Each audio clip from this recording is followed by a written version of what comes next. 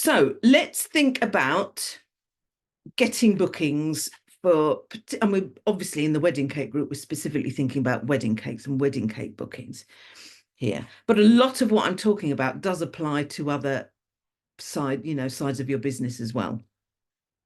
Okay. So I wonder if I might do this sort of backwards for a little bit. And we're going to think about when you get a booking, we're going to be a little bit interactive here. So feel free to oh, hello, Betty Bell's Bakery. Hello. So feel free to pop some answers in the chat. When you get a booking, what has generally happened sort of one step before that booking? What has happened? What has had to have happened before you get that booking? I'll give you a second because there's a bit of a delay on the morning, Betty. Yeah, so you get a booking. What's generally the step that's happened before that? Let's see if we get any. It's me being teachery here. 30 years a teacher, you see, you organize your lessons to ask lots of questions.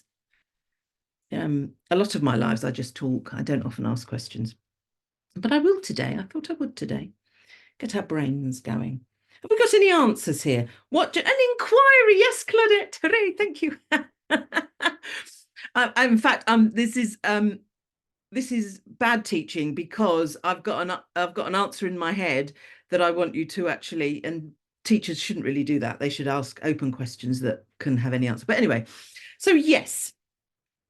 So before you get a booking, what will have happened or must happen first, it's almost impossible for it to happen without, you will get an inquiry.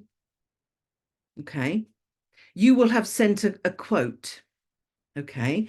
So it goes booking, quotation, but first inquiry. So someone's gonna contact you asking about wedding cakes. You're going to give them information and end up giving them a quote, and then they will book. So if we go steps backwards, so we've got the booking, we've got the quote, we've got the inquiry. What will have happened before the inquiry? What's the step before that? Engaging the client.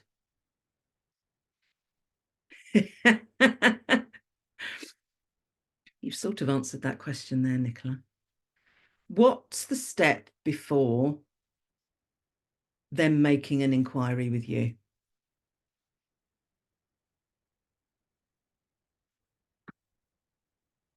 Promoting. Yes. Yes. Promoting. It's a little bit more than just promoting, though. Nicola's actually mentioned it already in her comment.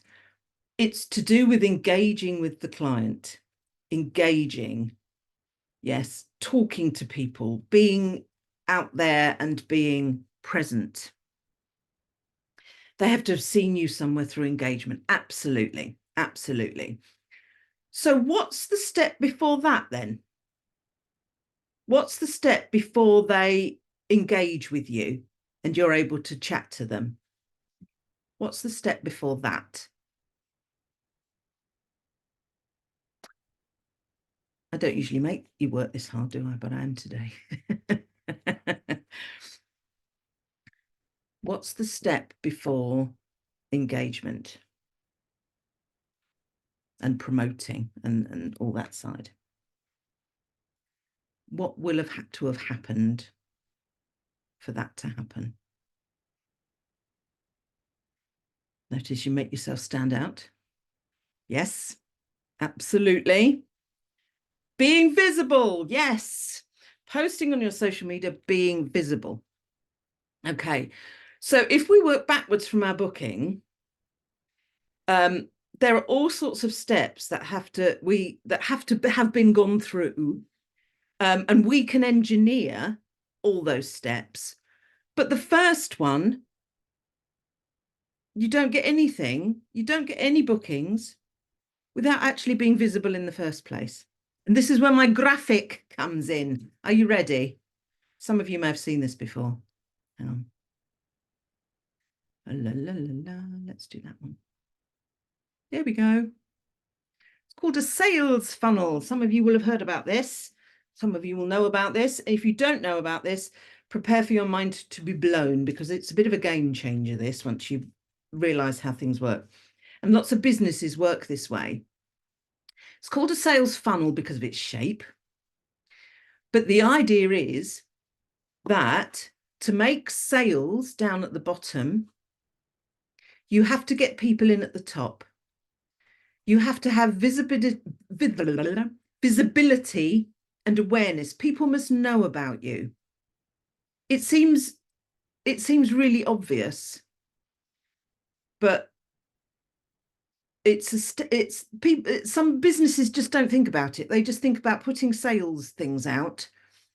And often it's putting sales things out to the same group of people. So the same group of followers, or the same email list if you've got an email list. Okay. What you need to be doing is thinking about getting new people into the top here, getting new people to know about you. Because the more people that know about you, then you've got more people to engage with and interact with. Okay. Now, as you go down the funnel, it's slightly less people. And the chances are that it's actually your ideal client that's going to end up down here. More often than not, it's your ideal client that goes all the way down. Okay. Not always, but that's who you are trying to appeal to. Okay. I've done a session on ideal client, so it's in the guides. Have a look. So once they know about you, you can then be doing the promoting, engaging. In fact, actually promoting probably comes up there, doesn't it? Letting people find out about you.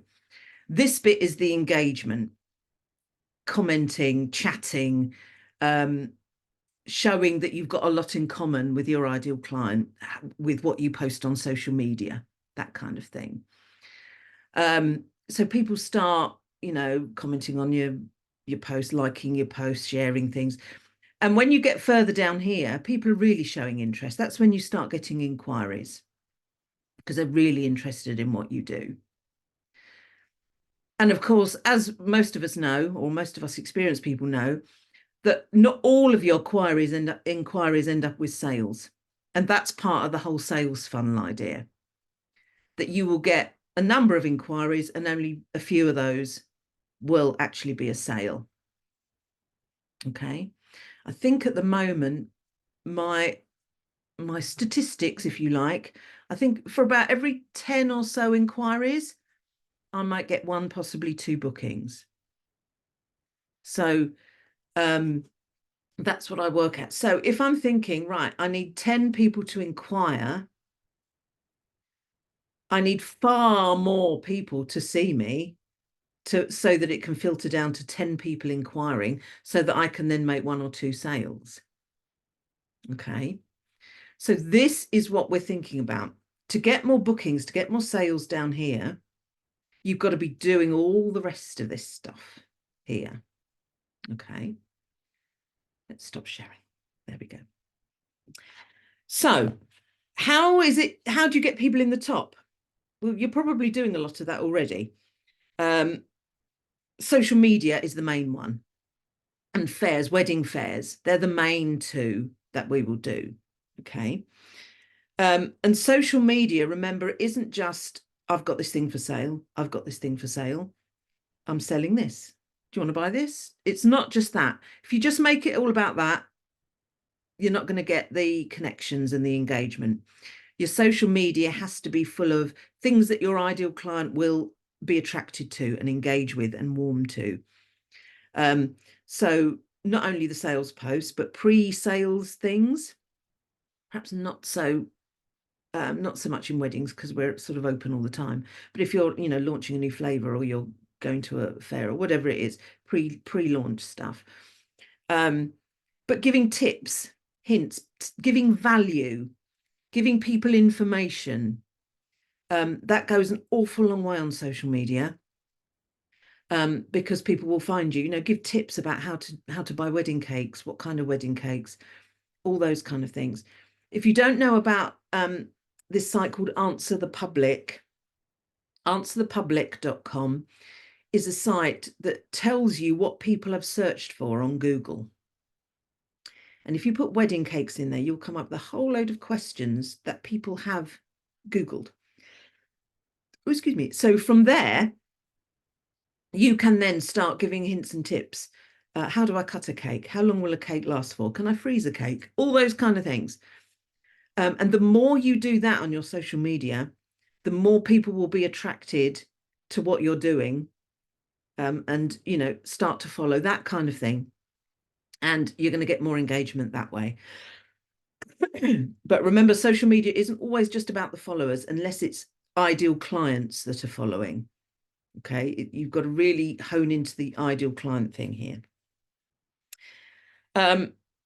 Lead magnets. If you've got an email list, you can be putting out lead magnets that have, that are value. So, or, useful information. So a lead magnet, by the way, is something that you give someone in return for their email address. And then once you have their email address, you can then be emailing sort of regularly. Okay. So one of my wedding cake lead magnets is portions and sizes guide. So, and I've had quite a few people opt into that. And it tells them, it's basically, where is it? It's basically my, that, but in a PDF. So they give me their email, my system automatically sends them that, then they're on my list. And then I can be sending them, weekly, twice weekly, however many emails, and chat to them and give them information, give them value. Okay. And then the other way to get to know people is word of mouth. Once you start doing weddings, trying to get, referrals, that kind of thing. But obviously that's a little bit further down once you've got the weddings. If you're starting from scratch, you're thinking about the social media, you're perhaps thinking about fairs, you're thinking about lead magnets. Okay, because you've got to get people in the top of that funnel. Okay, you've got to get people knowing about you. All right. And then the middle of the funnel is the bit where people discover that actually they really like what you do. And we'll inquire about this person because this business looks really good. Everything I've seen about this looks right up my street. I've had a few inquiries that have led to bookings. I wish I had more of these, but I've had a few where people have contacted me and said, I love what you do. I just want you. I'm not going to anyone else. I just want you. Because I just love the cakes on your website and I really want something like that. Which is where you want to be, really. You want people that see what you do and go, that's it. That's the person I want. And the more you hone into your ideal client, of course, the more that's going to happen. Okay. And B, a word about ideal client, you're trying to attract the people that want what you do best. So mine is sort of, you can see behind me, the sort of, the elegant sugar flowered kind of thing. I'm not that bothered if people look at my stuff and go, oh, yeah, I'm not bothered about that, because they're not going to be my ideal client. They're more than welcome to go elsewhere. I just want to attract people that want this kind of thing, because that's what I do best. So once they're in your funnel, they're in your world, what you've then got to do is talk to them, engage with them, give them value, make them realize that you are the perfect person for them. Okay. Once you've done that, what you've then got to do, so I'm just checking my notes, make sure I haven't listed it. left anything out. What you've then got to do is make it easy for them to inquire. How easy is it for someone who's found you to inquire about a wedding cake? Do they need to send you an email with lots of information in it? Because for a lot of people, I mean, my ideal clients are busy professionals. They might not have time to write a whole ream of an email about what it is they want. They want to do something fairly snappy and get the information quick. So how easy is it for people to inquire? When you go on your website, have a look at, if you've got a website, which I hope you have. If you haven't, get one, because I don't think you can be a serious wedding cake baker without a website. If you haven't, do this with your socials. Go on to them with the eyes of someone who's only just found out about you, and look to see how easy it is to actually contact you and make an inquiry. How easy is it? Because, I mean, it's fairly well known that people are put off by the number of clicks they have to click to get information. And the more, click here, click there, click wherever, the more you have to do that, the more, the more you're likely to go, oh, I can't be bothered with this. And you're going to go somewhere else. Okay. I've looked at a couple of other businesses. I don't do this a lot, actually. I just do it out of curiosity, really. When I go onto Hitched, sometimes I'll just have a look and see what other businesses, not necessarily in my area, I'm just curious to see. And some of them I go, first of all, sometimes I click on a link and it's a Facebook page. And that would put me off completely. That would put a lot of couples off to start with. They don't want to know about a Facebook page. They want to be taken to your shop. They want to be taken to your website. Okay. And then a couple that I clicked on, I got taken to a website, but I couldn't see any wedding cakes on the front page. I might have mentioned this before. There was someone, I think she's local to me. And I'll look at the questions and the comments in a second. And when I clicked, she was on the wedding directory. And when I clicked on it, the front page, it was a fabulous cake, but it was a pair of roller boots. It was a carved cake in the shape of roller boots. And I think there was a couple of brownies on there. There were various bits, but I couldn't see a wedding cake. And you had to go right into a menu, into a drop down to find out about wedding cakes. People aren't going to be bothered to do that, to be honest. They're going to go, oh no, this isn't what I want. And they're going to go out. You've got to, once they get into your information and onto your website, you've got to hold their attention for more than a couple of seconds, because you want them to be looking at what you do. When people go onto my website, on my homepage, there is a picture of a wedding cake with Leading Lady Cakes, East Sussex, Kent, Surrey, whatever it is. And then you all you do is scroll down and you get all the other information on there, on that page. So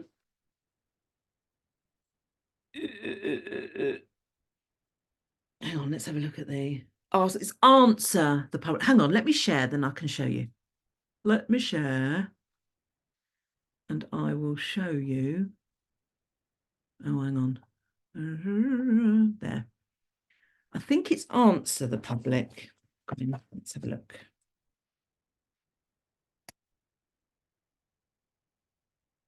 Answer the public. Let me show, while I'm here, let me show you. So let's put in wedding cake. You can do at least one search a day. I think you can, yeah, you can do one a day. And they've just changed the interface of this. I always go to table. It comes up as this, which is really difficult to read. But if you go to table, whoops, you get, can wedding cakes be frozen? Can they be made the day before? Can they be left out? Can they go off? Can they be shipped? All these questions that people are asking about wedding cakes. So there you go. Whole load of content you've got for your social media, and blog if you have a blog, because blogs are great for SEO. Okay. Claudette, that's a fabulous question. What about partnering with others in the industry like florists, etc.? Would that be a good thing to do? I would certainly make connections with them, and get to be known by them. If you go to wedding fairs, whenever I go to wedding fairs, one of my major aims is not only to talk to the couples and hopefully get people on my email list or get bookings. Also, I talk to the other suppliers. I get myself known by the other suppliers. I'll, follow them on Instagram and that kind of thing. And I'm genuinely interested in what they do and how they do it. So it's florists, it's wedding planners, it's musicians, it's caterers, it's all sorts. And the more you connect with people like that, there's a couple of advantages. In fact, I'll talk about that in a second, okay? Because I'm going to go on to talk about that in a second. Okay. And yes, Gwyn said they complete a contact form on my website. Let me show you my website because I've got a contact form on mine. Leading Lady Cakes. Do you mean Leading Lady Cakes? Yes, I do mean Leading Lady Cakes. There we are. So that's my front page. That's what you see when you go onto the home page. And there's all sorts of information there, my lovely PR stuff, various bits and pieces. Inquiry form. Now, I did this in Jot form and it's embedded onto my site. If you're a member of my membership, the Home Baking Professional Society, there's a video showing you how to do this in there. But basically this allows people just to fill in as much as or as little. The little starred ones are essential ones. The little cake budget is really useful. So you don't get someone sending you an inquiry about, this, that, and the other, and you go backwards and forwards and find that they've only got a budget of £150. So mine starts at 350 and goes up to 1,000 plus. Questions about the look of the cake, anything else. I've had people fill this in and tell me their life story on this about how they met somewhere and their dogs met and they've got a big doggy family and the doggy's coming to the wedding and the dog's going to be a ring bearer, and it's just lovely. I love it. I've also got consultation slots that they can just click onto and book. I have to keep that updated. Sometimes I forget. So you have to be a little bit on the ball with this and keep it updated. How did you hear about us? And they can upload files of pictures and things that they found. Please note we're unable to carbon copy, but there we go. So that is my inquiry form. Gwyn's probably moderately similar, isn't it? So going into there, and I've got a similar one that's much shorter though for taster boxes. If they want a taster box, they can fill in a form for that as well. So that kind of thing is really, really useful. Okay. Oh, Betty said, I haven't made a website yet. I've made a few wedding cakes, but want to try and focus on weddings. Would you advise creating the website for just weddings or other things too, like bespoke celebration cakes? That is a really good question. My website doesn't have anything about celebration or birthday cakes on it. But there's nothing to say you can't have a page with it on it. I'd be very careful on your front page to only attract who it is mainly you want to attract. So if you mainly want to do wedding cakes, have your main homepage to do with wedding cakes. Okay, because as I said before, that page with that lovely roller skates cake, there was so much on the front page. I think it was a she was trying to appeal to everybody, and in trying to appeal to everybody, it made you go, oh no thanks. I haven't got the time or the energy to filter out all those things that are on there. But you can have a page, have a drop down menu with your cakes and things on, but you can also make sure that you are found on Google with birthday cakes as well. So keep your website, up to date with your keywords, and keep birthday cakes and celebration cakes, anniversary cakes, keep words like that on there. And then when someone does Google birthday cakes near me, you're going to be more likely to show up on a search. Okay, but that is a really good question. But think about your ideal client. Who is it that you need to serve? And your homepage, your wedding cake information has got to appeal to that person. Okay. It is fab, isn't it, Gwyn? Really, really useful.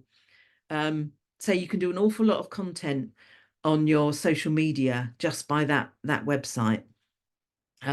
Say I plan out my blogs using that with just questions that people have asked. Right, they want to know about that. I will tell them about that. Really very useful. Hang on, where's my book gone? Got my notes here. So where are we up to? Yeah. So how easy is it for people to buy? Have a look, say with a non-business head on, look at your information and think, is it easy for people to buy from me? Do I make it clear? Do they know where to go? Do they know what button to click to get hold of me? Do they know what information I need? All that kind of stuff. Okay. And actually, tell people, click here to talk to me. Click here for my inquiry form. Okay. Because, people do need to be guided with that kind of thing. You've got to remember, and it's easy to forget this, that people planning a wedding, the chances are they've not done it before. They've bought things online and so on and so forth. They've not planned a wedding before. So a lot of this is very new to them. And they're not obviously just buying a cake either. They are linking with so many different suppliers. You are just a small cog in the machine. I called it a cog in something else the other day. But you're a small cog in the machine. So the more your systems are oiled for that cog to work freely, oh, I'm really getting to my analogy here, then the better for that couple and how it all works for them. Okay. Now, hang on, where are we? Oh, Charlie's here. Hello, Charlie. Hello, Melanie. Hello. Yeah, oh, it does, doesn't it? It just makes your mind buzz with ideas, that page.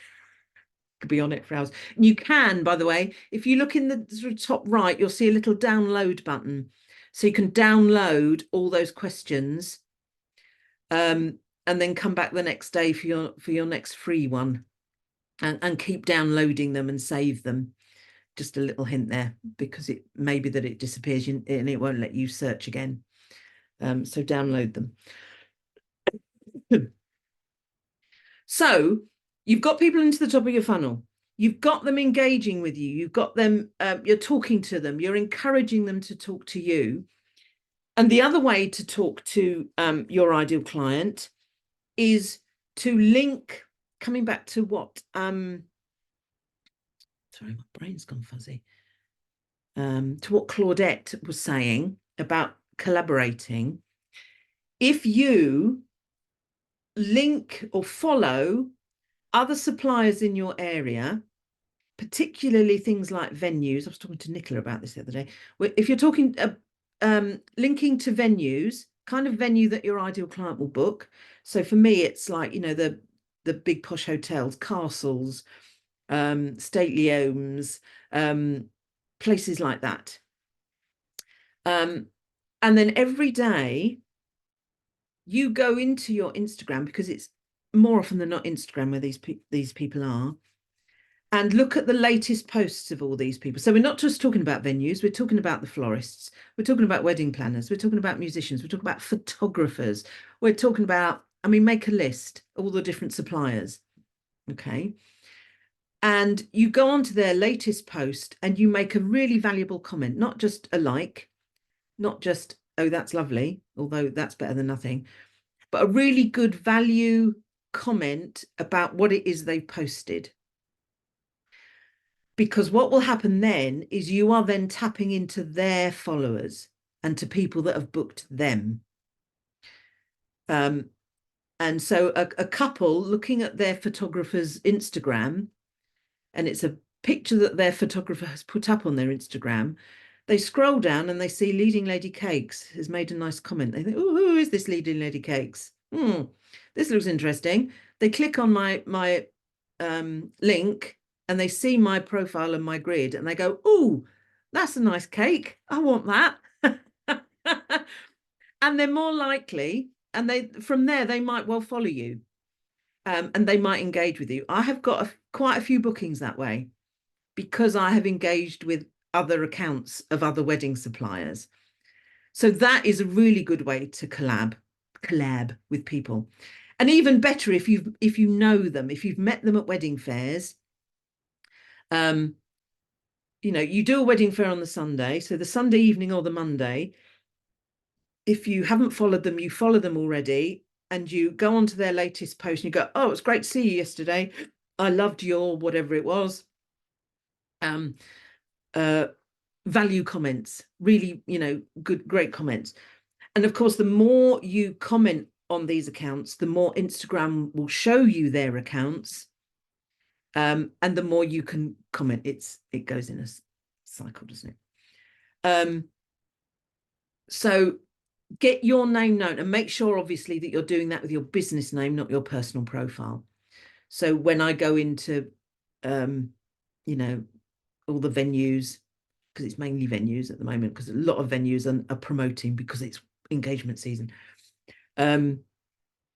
Someone, a client, a potential client scrolling through that will see your business name, such and such cakes, or whatever it is. Okay. And they're going to go, oh, who is that? Who is that? That's interesting. Particularly if you've made a really nice comment, nice friendly comment, a nice approachable comment. And they might even comment on your comment as well, asking questions about things, that kind of thing. So that's a really good tip.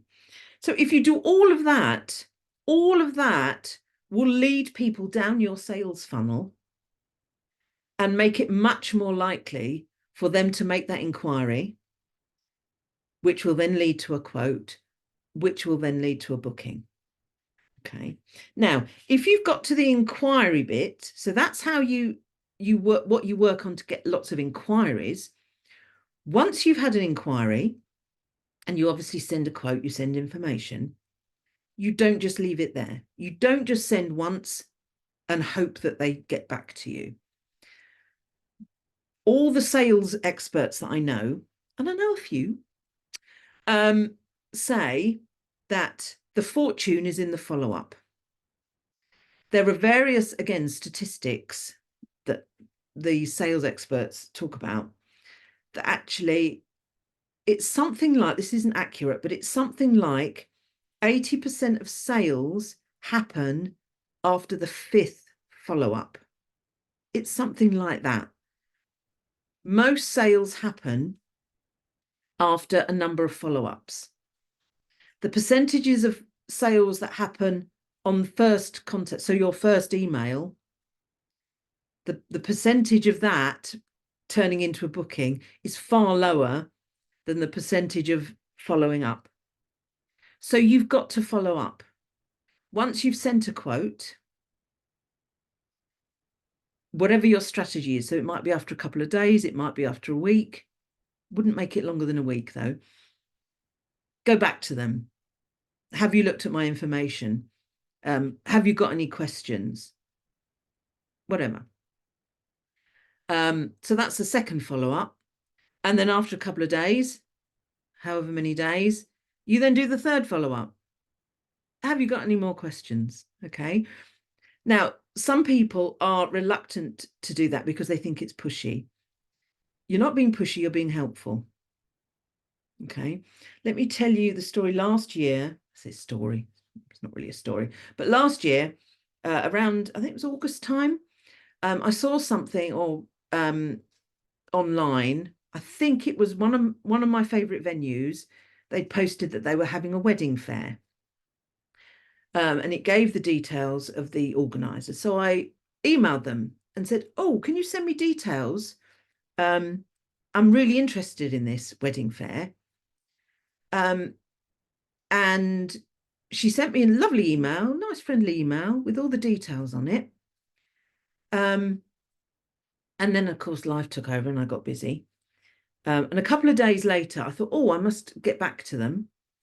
So I replied and said, yes, I'd love to. And she replied back saying, okay, it'll be so many pounds, however much it was. Once you've paid that, we'll book you in. Well, various things happened, and it got sort of put to the back of my priority list, and I ended up having something else on that date, so I couldn't do it. But what happened was she obviously just sat there waiting for me to pay.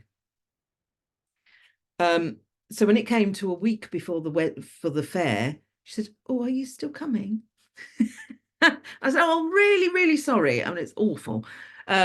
And I did feel very guilty that I hadn't told her that I wasn't coming. But had she done a follow-up a week after that invoice, and then done another follow-up to remind me that she was still there, the chances are I would have paid it, I would have been booked in, and I wouldn't have done the other thing that I'd booked in instead. Because she just sat there waiting for me to get back to her. Had she reminded me, gone to the top of my inbox, said, are you still coming? It would have made it easy for me to just go, oh, right, I'll reply. And I would have either said yes or no. But because she didn't, she sort of went into my sort of cyberspace of my emails, and I forgot to get back to her. So it's quite important that you keep talking to your couples and you keep reminding them that you are there. And again, remember that they are dealing with hundreds of suppliers. They're not just sitting there waiting for you to email them. They are dealing with the venues, the photographers, the caterers, the florists, the dress, the this, the blah, blah, blah, blah. You are just that small cog. And the more that you go, oh, I'm still here, and I'm really willing to help you. Do you need anything? Do you need any help? Have you got any questions? You know, the better. And then I think after 4 or 5, what I generally do, my last one is, I haven't heard from you. I take it that you're sorted elsewhere. Have a lovely wedding day. You won't hear from me again unless, or let me know that you're sorted and I'll take you off my list. Have a lovely day. Something like that. Okay. So there's nothing sort of aggressive or assertive or, well, assertive perhaps, but nothing pushy about it. All you're doing is you're helping them to book their wedding cake, and hopefully it's with you. Okay. So, and I have actually found that 4th or 5th follow-ups, people have said, oh, yeah, sorry, forgot to get back to you. Yes, we'd love you to do our cake. Let me send you money. So it's really not just a question of getting the inquiries in. It's also a question of once you've sent them a quote, you've then got to be following it up to check up on them, to check they're okay. Have they got any questions? So on and so forth. Okay. I think the one main mistake that a lot of bakers, particularly new to the business, a lot of the main mistake that they make is assuming that because people haven't replied to a quote, they're too expensive. That might be one of the reasons, but there are so many other reasons why people haven't got back to you. Yeah, they might well have, because it's a lot of money they're spending on a cake. They might well have contacted 3 or 4 wedding cake suppliers and then gone with the one that they feel the most connection with, because that's what happens. Not necessarily the cheapest. Some people you're going to be too cheap for because you are. That's the way it is. Have we got any more questions? Yes. Oh, Lucy's here. Hello, Lucy. So yeah, so it's, think of the sales funnel. Think about getting people in, getting new people looking at what you do. because just to concentrate on the followers that you have and the people on your email list that you have, if they haven't booked with you already, if they haven't booked with you within a couple of months or so about finding out about you, chances are they're not going to. You need to be getting new people. You need to get your business in front of new people, in front of new eyes. And of course, with wedding cakes, we're generally doing that all the time anyway, because wedding cakes, isn't generally a repeat business unless you're talking about referrals or you're talking about, the anniversary cake and the christening cake and all that kind of stuff. But our wedding cake customers aren't going to come back for another wedding cake necessarily. That's generally not how it works, is it? So you've got to be refreshing all the time. You've got to be getting new people in. You've got to think about being in front of audiences that would want and love what you do. And then once you're in front of them, you've then got to talk to them, give them information, give them value, give them hints, give them, make them realize that you are perfect for them. And then once they've made an inquiry, which you have made it easy for them to do, they haven't got to look on the fifth drop-down menu and then send you, you've made it really easy for them to inquire. You've sent them a lovely, cheery email with the quote. You've then followed up. And if you do all of that, you are very much more likely to get more bookings in your diary than if you just post on social media, I make wedding cakes, and that's it. Not that any of you do that, but you see, I'm just making a point. Okie dokie. Oh, a little wave from Lucy. Hello. So that really is how you get the wedding cake bookings. Okay. Got to be in front of people. You've got to engage with them. You've got to make them realize that you are perfect and you are the only one that will be perfect for them. And then you've got to, once you've got their inquiry, you've got to follow up. All right. And it's as simple as that. Which it isn't, of course. It's a lot of hard work. It's a lot of hard work. Okay. Once you've actually got the booking, the actual making of the cake is virtually, easy and straightforward compared with getting the booking in the first place. An awful lot of work goes into it. Yeah. And don't forget that Reels on Instagram reach an awful lot of non-followers. So you can get in front of people that way. But the more ideal clients you have as followers, the more that Instagram will then show it to other people who are likely to be your ideal clients. Okay. If your followers list is just full of people, for example, friends, which is brilliant. It's brilliant to have your friends on there. But if your friends are never going to want a wedding cake, Instagram, and they're the ones that are commenting, Instagram are going to show your post to other people like them. They're not going to show it necessarily to people who want your wedding cakes. So the more ideal clients you can get as followers, the more that Instagram will then show your reels and things to other ideal clients, potential ideal clients. We love algorithms, don't we? That's how they work. But the things that you can do, right now is, go onto Instagram, find local businesses if you haven't already, find venues, find florists, find photographers, find, just make a list of suppliers and, and find them and follow the ones, not necessarily that have got the more followers, but the ones that have, they keep posting and they have lots of comments. Okay. Because it's, as you probably know, it's better to have, 100 followers who always talk to you than 1,000 followers who aren't your ideal client and never comment on anything. So follow those accounts where they have people and customers that will comment, and start commenting as well. Start getting involved. Timetable yourself 20 minutes every day to just look at your Instagram and make comments on latest posts from all the different places. Okay. And you will find that you are generating interest that way. There we go. So that's your task for today. Have I made a video on dummy cakes for wedding fairs? I think I've done some things on dummy cakes. Have a look in the guides, Betty. I think I have. I think I did something on wedding dummies. I think I did. If not, ask in the group. I know Nicola has dummy cakes. In fact, lots of people that do wedding fairs do dummy cakes. These ones behind me are obviously dummies. They're not real. Is there anything particularly you need to know, Betty, that I can answer now before I go? Gosh, I've been here for almost an hour already.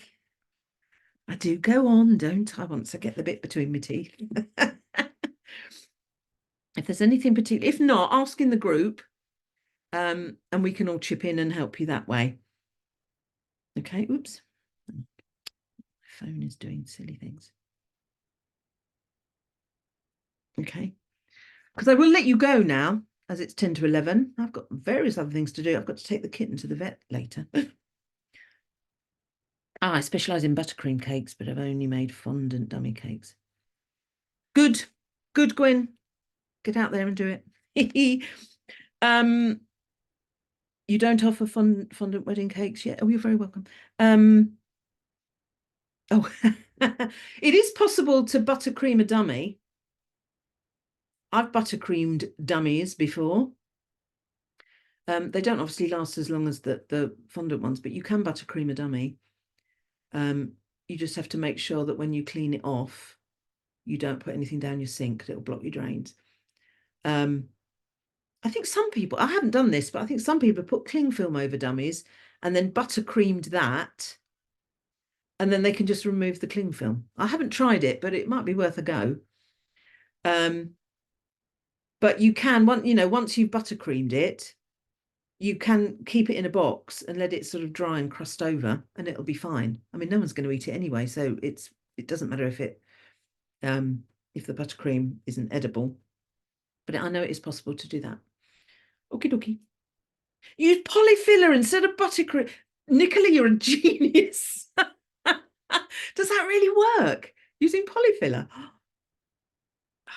I'm in awe of you, man, Nicola. Oh dear. Ask the question in the group, Betty, because there are people like Nicola who's got amazing tips like that, and other people will chip in with help for you as well. All right. But that's a brilliant question. And polyfiller, that's brilliant. I'm really tempted to try that now. Excellent. Nicola's brilliant. Okie dokie. Right, I will leave it there because I've realised I just haven't had my breakfast yet. I must go and have something to eat. And it colours well too, doesn't it? I must try that. Thank you. Brilliant tip. So I'll let you go. Have a good Friday. The sun's actually come out. It's a beautiful day here. It's one of those beautiful, crisp, blow the cobwebs away kind of days. So have a lovely day wherever you are. Have a lovely weekend. I will come back to you live soon, but I will put some Wednesday questions in. I can't remember if I remembered this week. I should schedule them really. So we can get chatting as we go into engagement season and we start getting into the season itself. We want to start, really getting things going in this group. All right. So have a lovely day. And I will see you soon. Thanks for joining me. All right. Bye.